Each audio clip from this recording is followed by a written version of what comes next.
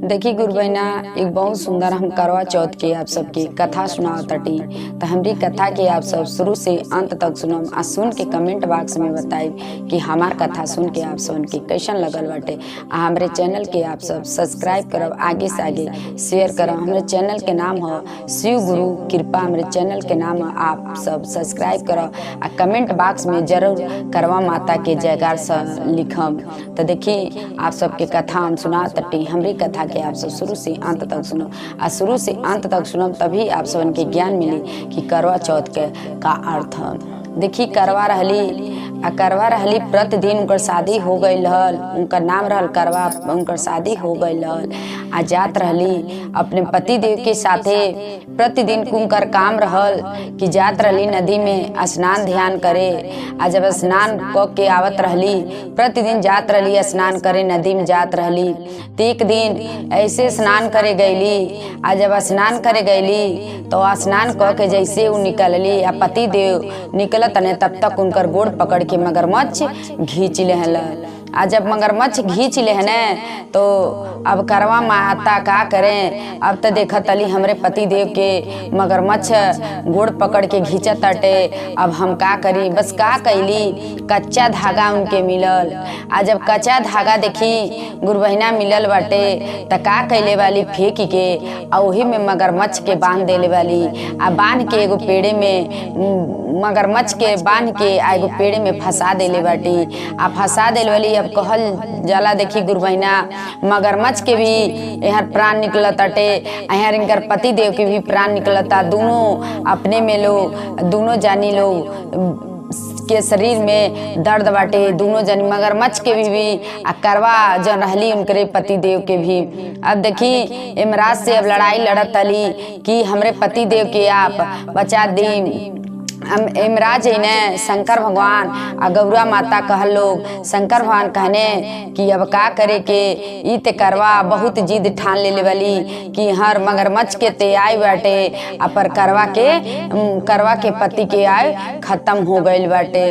लेकिन देखी वही जा शंकर भगवान यमराज के भेजले बाने। आ जब यमराज के भेजले ने, यमराज से कहले बाने कि करवा से कहने कि अब तो तुहर पति के आय खत्म हो गई लला, अब मगरमच्छ के आय बाटे। कहली कि ना, हमरे पति के हमके चाही, कैसे हमार पति के अगर ना रही, ना हमारे पति के अगर मिली, मगरमच्छ के मुंह से ना निकल गए, अगर चल लेंगे लेके चल जाब आप प्राण, तो हम आपके श्राप दे दे। अब तो यमराज सोच में रह गई ने कि अब का करें। अब तो ई करवा बाटी बहुत जिद ठान ले वाली, कहत अली कि श्राप दे दे। देखी कहल जला स्त्री से केहू ना जीतेला। तो यमराज का कहने मगरमच्छ के प्राण ले गई ने आ उनके पति देव के छोड़ देने। आ जब उनकर पति देव के छोड़ देने तो करवा बहुत खुश रह। कहली वही जा कि जैसे हमरे सुहाग के आप देहले बाटी, वैसे संसार में दुनिया में सब केहू के सुहाग के रखवार करब, सब केहू के सुहाग अब बचाई। तो देखी यही पे करवा माता के चौथ काहे से करवा नाम रहल। तो करवा नाम रहल तो इसे कर्म कैली। आ कर्म कैली अपने पति के यमराज के मुंह से छीन के ले आयल वाली, मगरमच्छ के मुंह से निकाल के ले आयल बनी।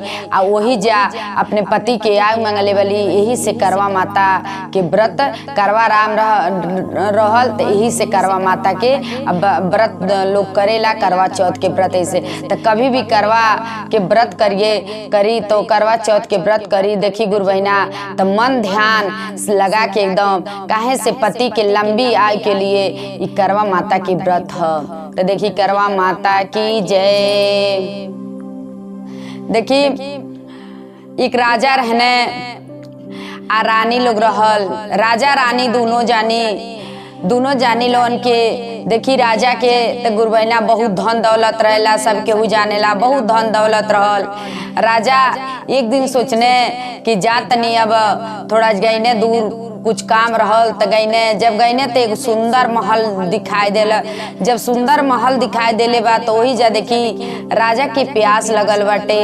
आ जब राजा की प्यास लगल बा तब वही जा जौन सुंदर महल रहल, सुंदर घर रहल, तो लगने भड़भड़ावे। आ जब भड़भड़ा लगने तो में से खूब सुंदर एक स्त्री रहली। तो स्त्री जब निकलली तो उनके बहुत सुंदर लगली। अब देखी वही जा सुंदर, बहुत सुंदर राजा के वो स्त्री लगल बाटी। आ जब राजा की स्त्री लगल वाली पूछली स्त्री कि का काम बाटे, आप हमार केवाड़ी काहे भड़बड़ौनी है?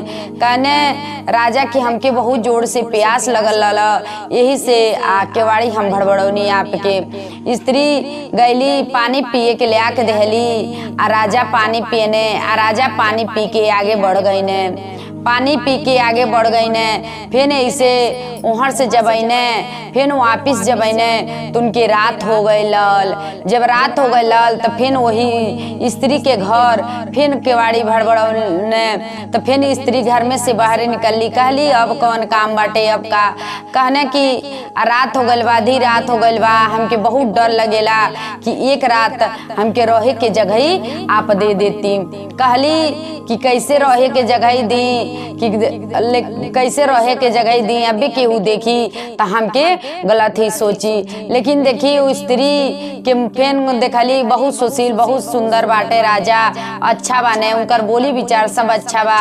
तो का कैली, राजा के घर में ले गईली अपने, आ घर में उनके बिस्तर देली सुते के, आ खाना बनौली, खियौली, सब कुछ कैली। आ कहले रहली लेकिन होश हुए आ राजा की कहली होश हुए तू घर छोड़ के चल जाइया। जैसे सुबह भइल राजा घर छोड़ के निकला न, तैसे कहल जाला कि वो राजा के बेटे उ राजा के मौसी देख लेली। जब राजा के मौसी देख ले वाली तो जाली, तब अब का करें, जाली वो स्त्री से पूछेली आखिर में बताओ लड़का तोहरी घर में काहे आइलन है? कहली कि काहे आइलन है, आधी रात हो गई रहल। तो कहने कि हमके बहुत डर लगेला। आ जब डर लगेला यही से हम एक रात के उनके ठिकाना दे ले रहनी रहे के। देखी राजा की मौसी अपने नगर अपने निगाह से तो राजा के और स्त्री के बारे में तो गलत सोच ले रहली। आज बुरा बात जब सोच ले रहली, अब का करेली, राजा के जौन मौसी रहेली ताकि राजा के पत्नी से, रानी से सारा बात कह देली कि राजा एक स्त्री बाटे, उनकर बहुत सुंदर महल बा, वही घर में रात अपन टिकल लाने, वही घर में रात। अब कहल जाला रानी के भी राजा की ओर से बहुत गलत निगाह हो गई। अब राजा से आईने घरे तो राजा के दूर से, अब कहल जाला कि दूर से अब दूर नजर से देखे लगली, राजा से बहुत बर्ताव करे लगली। आ जब राजा से बर्ताव करे लगली पूछली, अब रानी का कैली, राजा के सारा बात बतौली। कहली कि तू कौने स्त्री के लगे जाके अपन रात बितौनी है, हमके ना बतौनी, आपसे हमसे कौनो रिश्ता मतलब ना बाटे। अब देखी राजा तो बहुत सोच में पड़ गई ने। आ देखी उ स्त्री रहली, उ सच्चाई सब बता देले रहली। लेकिन देखी इमे जो राजा की मौसी रहेली उहे जाके सारा बात गलत बता देले रहली। अब रानी के दिमाग में उहे भर गई रहेला। आ जब भर गए लैला, अब देखी इतना तक विधवर देखी गुरबैना हो जाला कि राजा रानी में छुट्टी छुट्टा हो जाला, एकदम दूर के निगाह से जाली रानी अपने मैके रहेली। जब अपने मैके जाके नैहर रहेली तो राजा अपने घरे रहने। लेकिन कहल जाला राजा के रानी बिना अच्छा ना लगेला, जहीं रहने घर में आई तो वो राजा अपन मन मार के आई है, कहीं जाइए राजा तो अपन मन मार के आई है आ जाइए।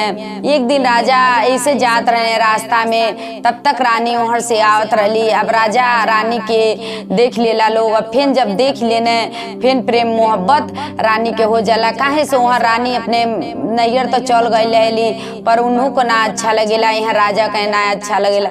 फिर राजा अपना के रानी के अपने घर ले आवे ने। जब घरे अपने लेके आई है तो देखी अब रानी, जब राजा रानी दोनों जानी लोग अपने में ब्यात व्यवहार लोग करत रहेला लो, तो बहुत सुंदर वहाँ से राजकुमार निकले ने, बहुत सुंदर जाने राजकुमार। अब रानी देखेली, अब वो राजकुमार पे मुँह माया आ जाला कि बहुत सुंदर रहे ने। अब मुँह माया आ जाला, काहे से राजा से तो दूर बनाई ले रहेली।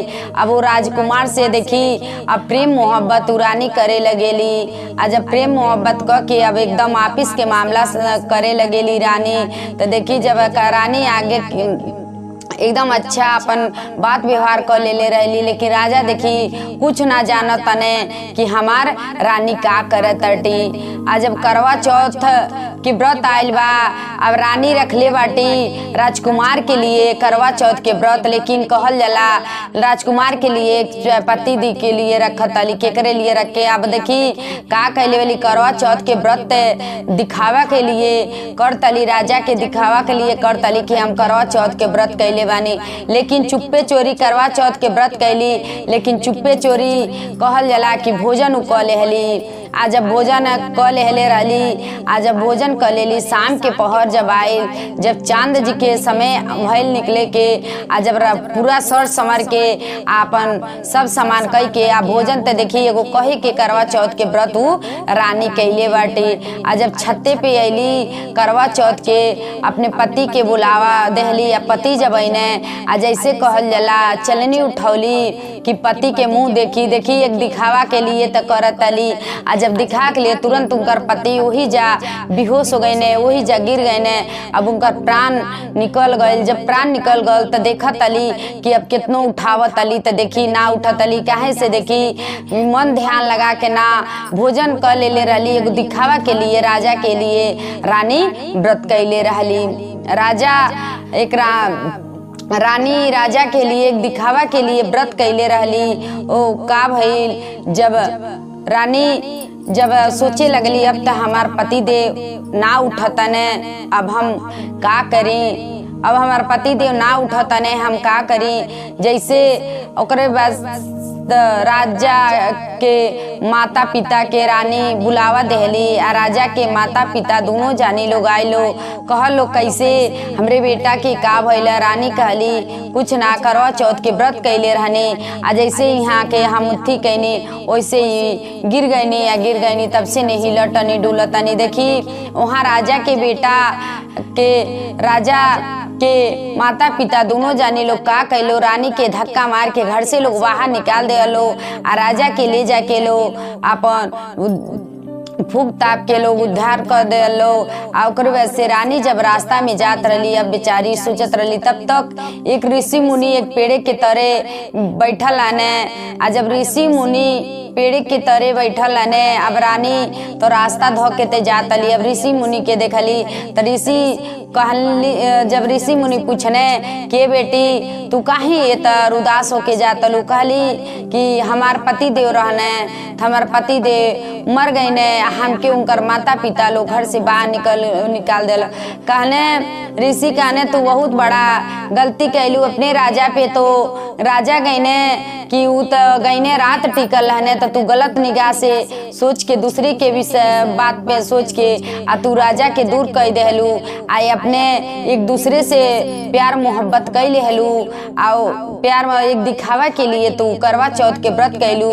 ती सब करवा माता के देन ह कि वही पति देव के तुहरे छीनले बाटी। तो कभी भी देखी गुरु बहिना, कभी भी मान करवा चौथ के अगर व्रत करतनी तब पति देव के लिए अच्छा, पति देव के लंबी आयु के लिए कर लेला। तो कभी भी अपने शरीर से देखी 7 फेरे लेके शादी विवाह भइल लेला। तो कभी भी देखी